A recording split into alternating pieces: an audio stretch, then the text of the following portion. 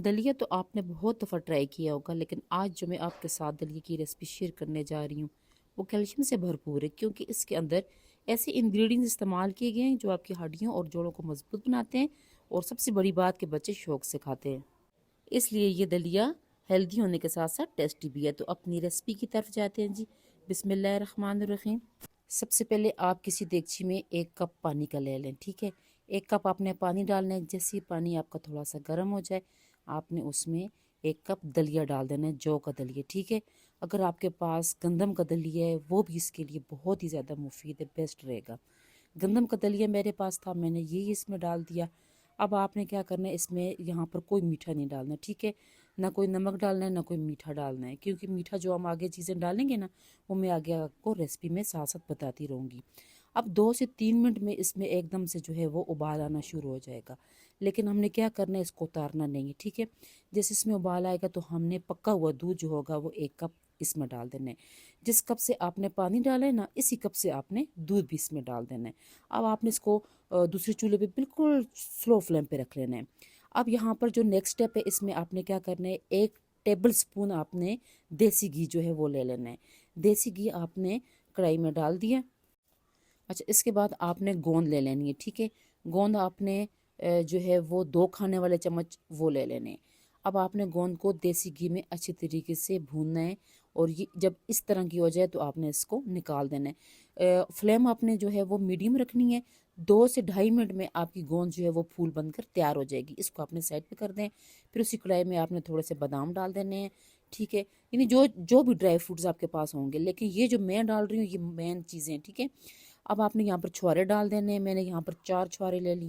छुहारों के बाद 2 चम्मच मैंने पंपकिन सीड ले लिए। फिर उसके बाद यहाँ पर 4 खाने वाले चम्मच मैंने तिल डाल दिए। थोड़े से फूल मखाने पड़े हुए थे, वो भी मैंने इसमें ऐड कर दिए। यानी ये जितने भी ड्राई फ्रूट्स हैं ना, हमने इनको थोड़ा सा रोस्ट करना है, अच्छा। और मेवा जो है, जिस तरह का भी मेवा आपके पास है वो भी आप इसमें डाल दें। अच्छे तरीके से आप लोगों ने इन सारी चीज़ों को जो है वो फ्राई कर देना है।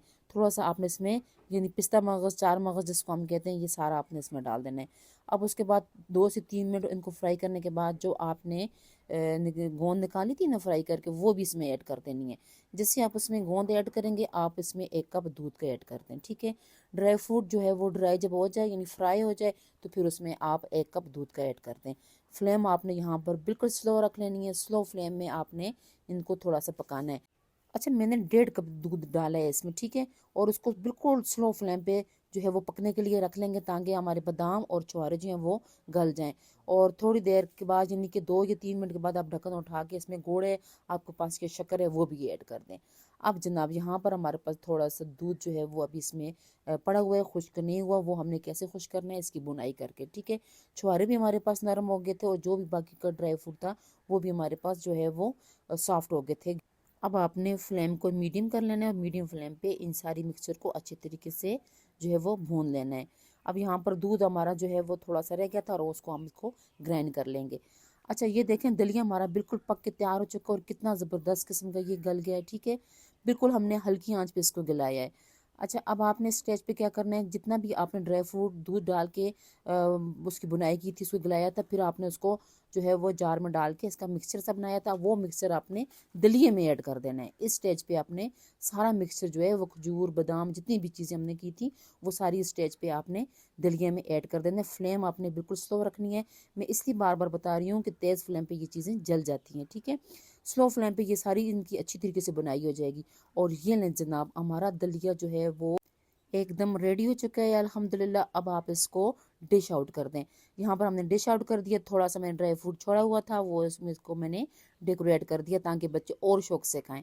अब आप लोगों ने इसको ज़रूर ट्राई करना है। मेरी वीडियो को लाइक एंड शेयर ज़रूर करें। दुआ में याद रखें। शुक्रिया।